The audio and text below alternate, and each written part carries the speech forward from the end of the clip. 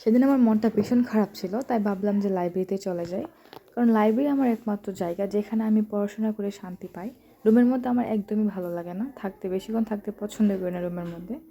আর লাইব্রেরিতে যাওয়ার সময় কলেজের ভিতর দিয়ে যাচ্ছিলাম, যাওয়ার সময় দেখি কলেজের সবগুলো ফুল গাছের মধ্যে ফুল ফুটে আছে। আর এটা হচ্ছে গোলাপ ফুল গাছ, গাছটা তেমন একটু বেশি বড় না। তারপর এটার মধ্যে অনেকগুলো ফুল ফুটে আছে। আর এই ফুল দেখে তো আমার মনটা ভালো হয়ে গেল। আজকে আমার মনটা সত্যি ভীষণ খারাপ ছিল, যার জন্য দুঃখ বরাকান্ত মন নিয়ে আমি লাইব্রেরিতে পড়ার জন্য চলে গিয়েছিলাম। তার আগে আমার মনটা ভালো হয়ে গেল 50%। আর এইগুলো হচ্ছে গাঁদা ফুল গাছ। আমাদের কলেজে গাছগুলো নতুন লাগানো হয়েছে, চারা গাছ, দেখতেই বোঝা যাচ্ছে। এগুলোর মধ্যে কিন্তু ফুল ফুটে গিয়েছে।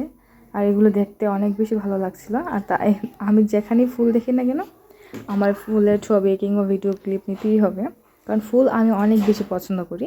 তারপর হচ্ছে লাইব্রেরিতে চলে গিয়েছিলাম। লাইব্রেরিতে যাওয়ার পর দেখি লাইব্রেরির গোলাপ ফুল গাছটা এত বেশি সুন্দর লাগছিল, কী বলবো।